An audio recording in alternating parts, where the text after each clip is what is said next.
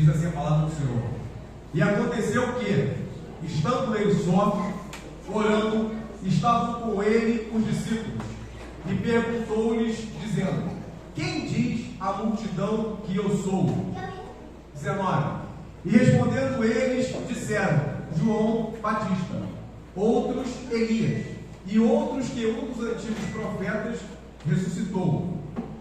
E disse-lhes: e vós, quem dizeis que eu sou? E respondendo Pedro, disse: o Cristo de Deus. Amém. Até aí. Nesse momento, Jesus estava ali com os seus discípulos mais chegados. E ele perguntou pela o que a multidão pensava dele, o que a multidão achava que ele era. E os discípulos deixaram claro para Jesus que existia ali uma certa confusão entre aquela multidão. Uns diziam que era João Batista, outros que era Elias, que era um profeta. Cada um na multidão dizia uma coisa. E é interessante quando a gente puxa um pouquinho lá para trás da história, a gente vê que João Batista, ele estava pregando o batismo de arrependimento. Ele anunciava que o reino de Deus estava próximo, que as pessoas deveriam arrepender dos seus pecados e se batizarem. E Jesus, um dia, com seus 30 anos, ele vai até João Batista. E ele pede para João Batista batizá-lo. João Batista diz: eis o Cordeiro de Deus que tira o pecado do mundo.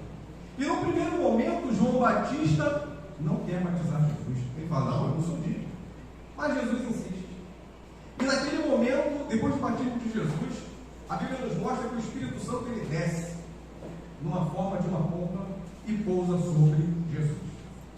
Os céus se abrem e eles ouvem a voz do Pai dizendo: este é o meu Filho amado, em quem me comprazo. Depois disso, Jesus ele vai para o deserto e ele jejua por 40 dias. Ali ele é tentado, ele vence a tentação e ele começa de fato o seu ministério. A Bíblia nos mostra que depois desse jejum ele vai para as sinagogas e ele começa a ensinar nas sinagogas. E as multidões começam a ouvir falar dele. A Bíblia diz que a fama dele se espalha por todas as cidades da circunvizinhança. E as multidões começam a seguir.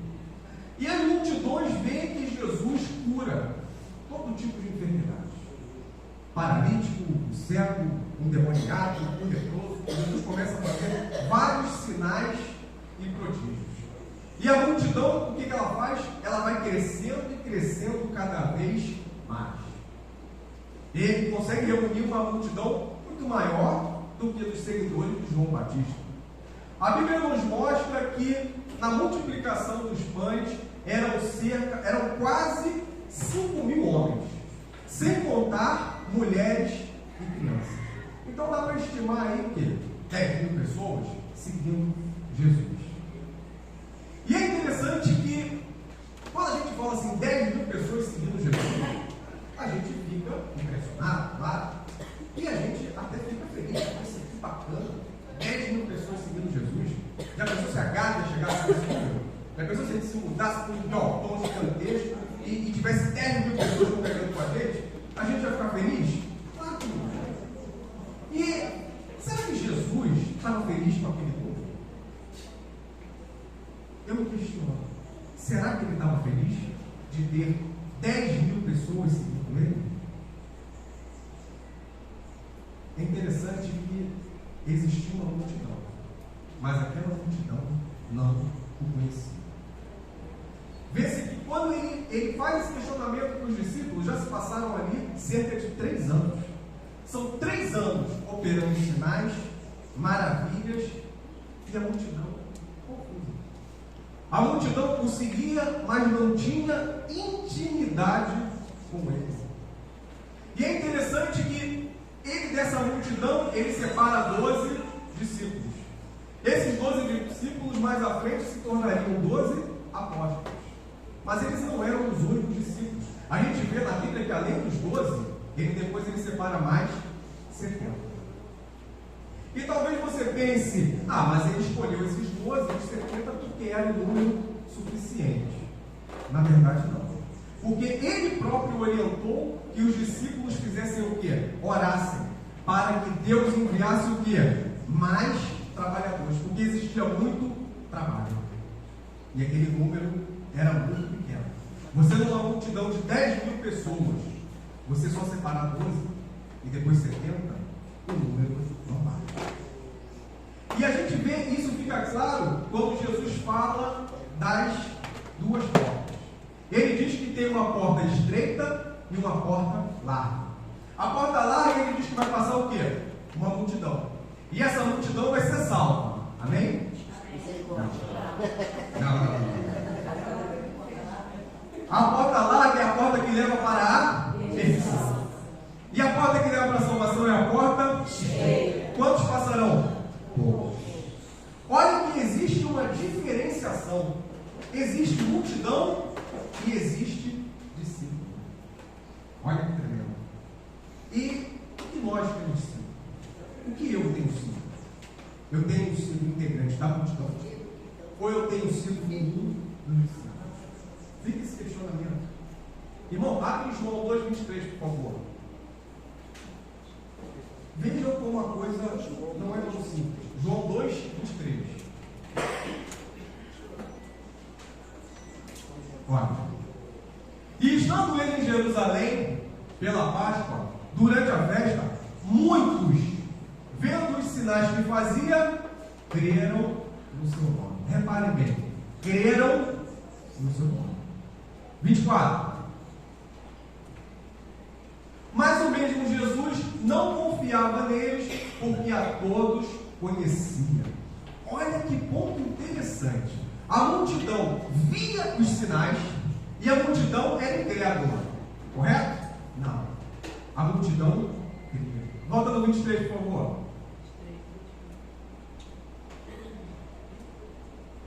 Vendo os sinais que fazia, creram no seu nome. Então entendam, crer em Jesus não é o suficiente para fazer de nós seus discípulos. De repente, mesmo com a fé, nós somos apenas uns na multidão.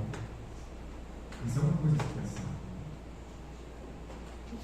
Irmão, abre João 6,60, por favor. Olha que interessante. João 6,60.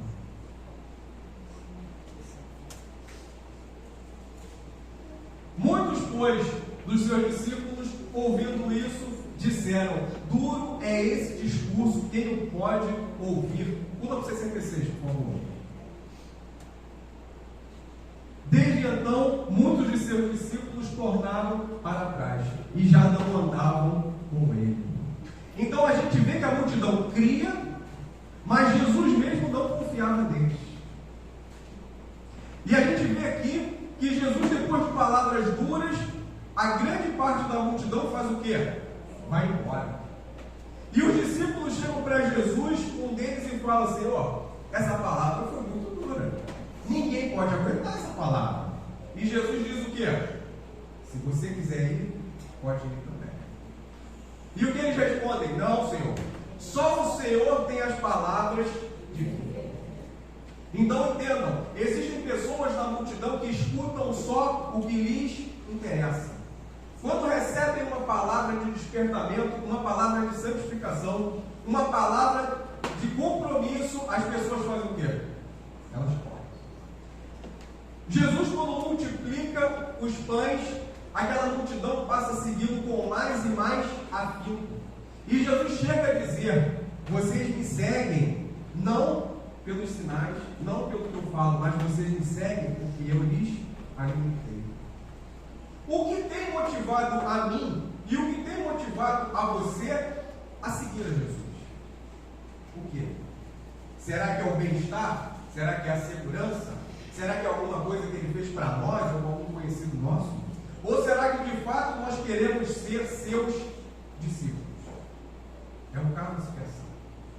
É uma coisa que nós todos os dias devemos fazer uma autoanálise e ver. Nós estamos preparados para o que Deus tem para nós? Ou nós queremos sendo sempre apenas multidão. Talvez você queira conhecer a Deus no profundo. A Bíblia nos mostra uma situação, o caso de um homem chamado Zaqueu. Todos conhecem a história de Zaqueu. Zaqueu ouviu falar que Jesus ia passar. Ele conhecia Jesus? Não, só de ouvir falar. Ele não tinha intimidade. Era como mais um na multidão. Mas a Bíblia diz que ele sobe numa árvore com a intenção de ver Jesus. E Jesus, no meio da multidão, diz o que? Zaqueu, desce, eu quero almoçar na sua casa. Jesus queria ter intimidade com aquele homem, como quer comigo e com você. Mas Zaqueu, ele tomou uma atitude. Ele não quis ser mais um na multidão. Tem um ditado que diz que se você quer receber algo diferente de Deus, faça algo diferente. Aquele homem, ele subiu numa árvore, coisa que parece que ninguém estava fazendo. Ele tomou essa atitude. E eu quero dizer para você, meu irmão e irmã, faça algo diferente para Deus. Faça algo que você nunca fez. Dê um passo a mais. Vá mais a fundo. Se você tem buscado a Deus, busque mais. Se você tem jejuado, tem se santificado, vá mais. Porque Deus não quer que você seja simplesmente mais um. Ele quer que você seja um discípulo. E o que é um discípulo? Um discípulo é alguém que imita o seu mestre. Vejam, o discípulo não é um aluno. O que é um aluno? É alguém que vai para a escola e aprende ali português, matemática, aplica aquilo ali numa prova e aplica. Aquela relação do aluno com o professor, ela termina ali. Mas o que é um discípulo? O discípulo é alguém que tende a imitar o seu mestre. O discípulo é alguém que recebe algo e ele internaliza aquilo ali e ele passa a viver aquilo ali. Porque o seu objetivo é ser semelhante ao seu mestre. É assim que nós temos vivido? É isso que nós temos buscado? Um exemplo interessante é o de Pedro. Todo mundo conhece a história de Pedro. Pedro, ele vai lá e nega Jesus. Todo mundo conhece. A gente, quando olha isso, a gente fala, se fosse eu, não teria feito. Eu não tinha feito isso. Eu tinha dito e pronto, acabou. E a gente vê Pedro ali como alguém fraco, como alguém covarde. Mas tem um ponto nessa situação que chama a minha atenção. Jesus é preso. Pedro fica por ali. Ele fica circulando ali, meio disfarçado, mas ele está perto. E alguém diz, ei, você é um dos discípulos de Jesus. Ele fala o quê? Não sou não. A pessoa fala, não, você é sim. Você parece com Deus. Daqui a pouco ele não, eu acho que você é. Ele diz, não sou não, você parece, eu acho que você tá. E na terceira a pessoa fala, não, eu tenho certeza que você é um discípulo dele. Porque você fala igual a ele. Olha que interessante. As palavras de Pedro eram como de Jesus. Ele já tinha passado tanto tempo sendo discipulado que mesmo tentando se disfarçar, ele era igual a Jesus. E será que nós somos assim? Será que uma pessoa que não nos conhece, olhando assim, esse é cristão, esse aí é filho de Deus, essa é a mulher de Deus? Olha só como fala. Às vezes, a gente chega num lugar, só de estar com a pessoa, as pessoas já percebem. Porque o Espírito Santo ele brilha na tua vida. Deus ele chamou você para isso, para você ser luz, para você ser um embaixador de Cristo, um embaixador do reino de Deus nessa terra. Mas quem nós queremos ser? Nós queremos ser discípulos? Ou nós queremos ser como a multidão? Aquela multidão, ela adorava a Deus. Você sabia? A Bíblia nos mostra que Jesus, quando ele vai chegar em Jerusalém, quando ele entra em Jerusalém, a multidão faz o quê? A multidão adora. Ela fala, bendito que vem em nome do Senhor, Hosana nas alturas. Todo mundo estava adorando. Não é verdade? Mas quando Jesus é preso, o que eles fazem? Eles pedem para soltar Barrabás. Era da tradição que na Páscoa um criminoso que tivesse condenado à pena de morte fosse perdoado. Era uma tradição. E aí tinha dois condenados, tinha Jesus e Barrabás. As pessoas que o adoravam chegaram naquela hora e falaram o quê? Não, solta Barrabás. Barrabás era um revolucionário. Era alguém que, entre aspas, lutava pela libertação do povo do jugo romano. Então, para muitos, Barrabás solto era uma coisa boa. porque poderia trazer benefícios para o povo, se ele conseguisse libertá-los do jugo romano. Eles pensaram em quê? Peraí, tem esse Jesus que vai libertar, talvez, meu espírito, a minha alma, mas tem Barrabás que pode nos trazer vantagens. Vamos soltar quem? Barrabás. Então entendam, a gente tinha uma multidão que cria em Jesus, a gente tinha uma multidão que ouvia as palavras dele, que o adorava, mas em certos momentos escolhia o que era o seu próprio interesse. E o que é um discípulo? Um discípulo é alguém que se assemelha. Paulo vai dizer que nós devemos ser imitadores de Cristo como filhos amados. A gente ouve muito falar por aí: eu sou filho de Deus. Todos são filhos de Deus. Mas a Bíblia vai dizer que filho de Deus é quem recebeu Jesus como Senhor e Salvador. E Paulo vai além. Vai dizer que nós devemos ser imitadores como filhos amados. Você se sente amado por Deus? Quem se sente? Acho que todo mundo se sente. Todo mundo se sente amado. Mas você tem imitado? Paulo vai dizer que nós devemos ter o mesmo sentimento de Cristo em nós, que largou a sua glória para fazer o propósito de Deus. E nós? O que nós temos largado? Nós temos que ser imitadores não só no procedimento e no falar, mas também temos que ser imitadores no nosso sentimento. É interessante, porque às vezes a gente muda o procedimento, mas o que está dentro? Será que foi curado? Eu quero dizer para você que o Espírito Santo, ele tem poder para te libertar desse vício que te atrapalha, dessa coisa que tem te impedido de ir mais a fundo com Deus. Essa acusação que você tem, essa coisa que vem na sua cabeça: não, você não pode ser chegado a Deus, você faz tal coisa, você não conseguiu se libertar disso. Eu quero dizer que o Senhor é poderoso para te libertar disso hoje. Basta você querer. Amém? Isso me lembra o próprio Pedro. Pedro, quando Jesus é preso, quem lembra o que ele faz? Ele saca uma espada e corta a cabeça. Desculpa. É porque eu acredito que ele mira a cabeça. Eu não acredito que ele mira a orelha. Ele era um pescador. Ele não era assim um ninja, um samurai. Eu acho que ele mira a cabeça, mas o soldado esquiva e pega na orelha. Agora é interessante. Por que Pedro, que já estava 3 anos andando com Jesus, estava com a espada escondida? A Bíblia não diz que ele roubou a espada do soldado. Fala que ele sacou a espada. Se ele sacou, a espada provavelmente estava escondida. Pedro era um homem que era um imitador de Cristo. Ele tinha um bom procedimento, mas e o coração dele? Será que ele confiava totalmente em Jesus? Para que ele carregava a espada?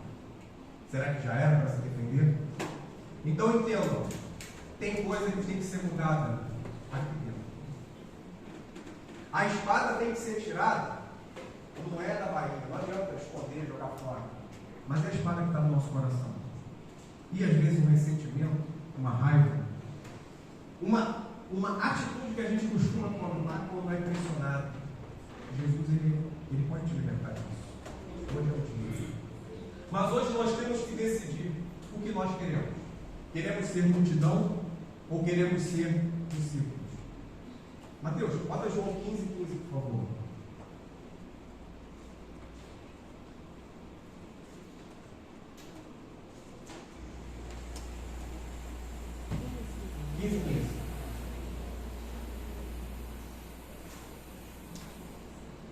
Já vos não chamarei servos, porque o servo não sabe o que faz o seu senhor.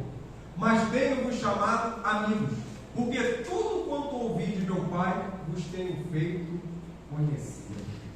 Quem quer ser amigo de Deus? Todo mundo quer ser amigo de Deus. Louvado seja Deus. Mas para ser amigo dele, a gente tem que obedecer. A gente tem que ter intimidade. A gente tem que ter sintonia.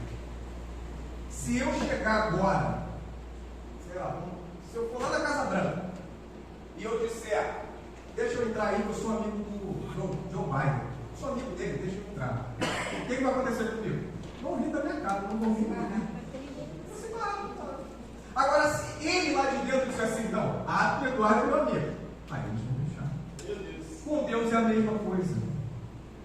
Nós podemos dizer que somos filhos, somos servos, somos discípulos, a gente pode dizer. Mas o que o Senhor pode dizer de nós hoje? Será que ele pode olhar para mim e dizer assim, não, deixa o Eduardo ficar. Eduardo é meu amigo. Jesus diz que naquele grande dia, muitos chegarão diante dele e dirão, Senhor, mas eu fiz tanta coisa para ti. E ele vai dizer o quê? Apartai-vos de mim, porque eu não conheço. É muito forte essa palavra. Então eu quero dizer para você, meu irmão e minha irmã, eu não sei se você é um na multidão, eu não sei se você é um discípulo, eu não sei se você é um amigo, mas eu quero dizer para você, Deus tem coisas grandes. Mas é necessário a gente dar esse passo. É necessário a gente decidir, porque Deus ele não nos força a nada. Tem que ser uma coisa que Deus é. E Ele espera isso de nós hoje. E eu quero convidar você nesse momento a fechar o seu olho. Eu quero orar. Eu quero orar por você que quer ser um discípulo, você que quer ser um amigo, mas de repente está tendo dificuldade. Vamos orar. Senhor, meu Deus e Pai, eis aqui diante do Senhor o teu povo, meu Deus. Tu sabe das dificuldades de cada um. Tu sabe o que tem impedido. O Senhor sabe das fraquezas, ó Deus, do que tem atrapalhado, ó Pai. Mas, Senhor, queremos colocar as nossas vidas, ó Deus, em tuas mãos. Queremos lhe pedir que pela tua graça e misericórdia o Senhor venha nos transformar nesse dia. Que esse dia não venha ser mais um domingo, mas que esse venha a ser o domingo, ó Deus, um domingo de virada, um domingo de diferença, Senhor, porque sabemos que ninguém pode entrar diante da tua presença, Senhor, e sair da mesma forma. Então eu lhe peço, ó Deus, visita agora esse irmão, essa irmã, ó Deus, independente de qual tem sido a dificuldade, Espírito Santo, trabalha nessa vida, pela tua graça e misericórdia, trabalha em cada um de nós, ó Deus. Renova-nos, ó Deus, fortalece-nos, ó Deus, que nós venhamos sair daqui revestidos com o teu Santo Espírito, mudados, transformados, ó Deus, para a honra e glória